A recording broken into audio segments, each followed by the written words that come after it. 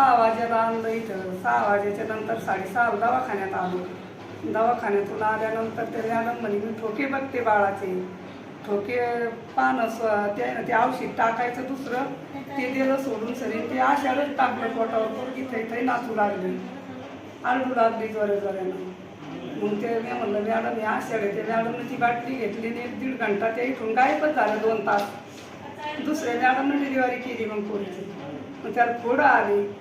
पाण्यानं आम्ही ते पुसून घेतलं तरी ती फोडंच आली. आग होऊ लागली, ती रडू राहिली, लेकराला घेता येईना, त्रास होऊ राहिला तिला, अंगाला होऊ राहिली, जेवण करेना, बसता येईना तिला. ते फोडं फुटले तिच्या अंगावरची. साहेबांना लक्ष करावं, तिची जरा काळजी घ्या. गरीब लोक आहेत आम्ही, आमची काळजी डॉक्टर लोक आहे देवासारखी असते. देवासारख्या देवापाशीच येतोय माणूस. देवाने जर निगराणी केली तर आमचं काही म्हणणं नाही. तिची चांगली काळजी घेतली, आमचं बाळ सून चांगली व्यवस्थित झाली तर ती रडू राहिली खडक्या पाण्यानं. माझं नाव साखराबाई मधुकर बागेरा. सुनबाई बी भाशी बी. सर काय सांगाल, आज भोकरदन ग्रामीण रुग्णालयामध्ये एका गरोदर मातेच्या पोटाला काहीतरी असं लावल्यासारखं एक प्रकरण उघड झालेलं आहे, काय सांगा? मी माहिती घेतल्याप्रमाणे वैद्यकीय अधीक्षकाकडून शीला संदीप बालेराव या महिला 3ऱ्या खेपेच्या गरोदर होत्या. डिलिव्हरीसाठी सकाळी 5:30-6च्या दरम्यान दवाखान्यात भरती झाल्या. त्या भरती झाल्या तेव्हा हृदयाची 3ऱ्या खेपेची होती आणि तिची डिलिव्हरी झाली 6:30च्या दरम्यान. बाळाचे ठोके ऐकण्यासाठी जे आपण डॉपलर लावते वेळेस तिथल्या स्टाफच्या सिस्टरच्या हाताने चुकून जे जेली लावायची राहते त्याच्यावर दुसऱ्या बाटलीतलं फिनाईल सारखं किंवा आयोडीन सारखं केमिकल लावण्यात आलं.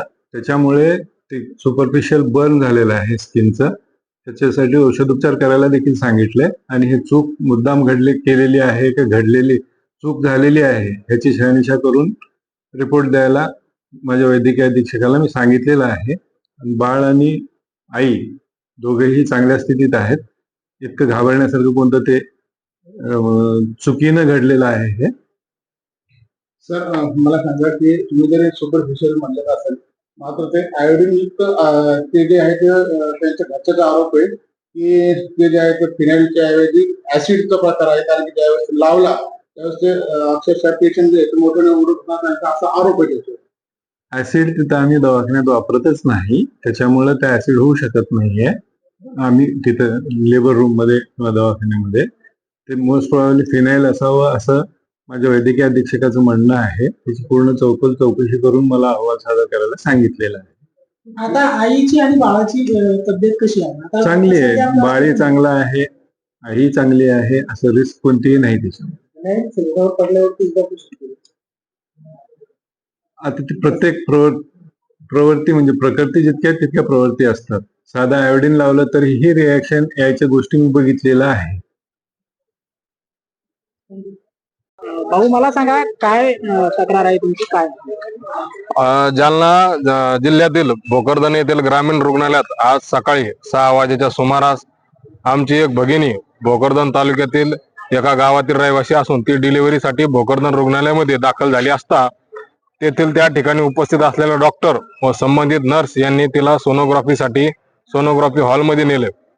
त्यावेळी त्या ठिकाणी तिच्या पोटाला जी जेली लावली जाते ती जेली न लावता कुठला तरी ऍसिड सारखा पदार्थ तिच्या पोटाला लावण्यात आला आणि त्यामुळं अवघ्या काही वेळातच सदरील महिलेच्या पोटाला काळे डाग पडले आणि वर तिला ती आग होऊ लागली त्या पदार्थ लावल्यामुळं.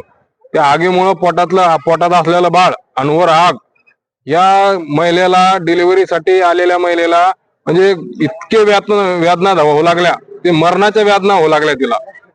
इतका संवेदनशील विषय असताना तिला एवढा मोठा त्रास होत असताना हे डॉक्टर लोकांनी बघण्याची भूमिका घेतली.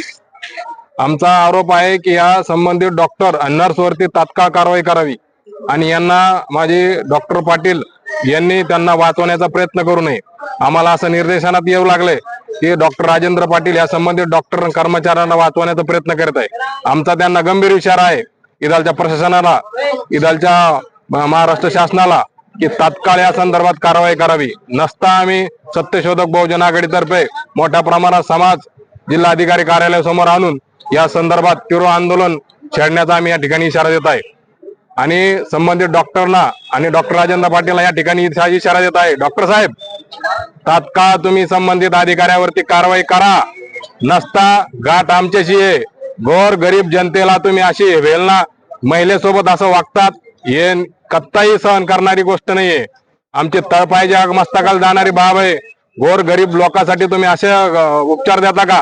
त्या महिलेला तिथून रेफर करा, दुसऱ्या चांगल्या हॉस्पिटलमध्ये हलवा आणि त्या हॉस्पिटलमध्ये जेव्हा ती महिला आली आणि ज्यावेळेस ती उपचार घेत होती त्या संबंधित परिसरातले सीसीटीव्ही फुटेज हे जप्त करा. नसता मग बघू आम्ही तुम्हाला आता कायदेशीर नियमाने. काय नाव? माझं नाव रवी राजू पाखरे, सत्यशोधक बहुजन आघाडी जिल्हा अध्यक्ष जालना.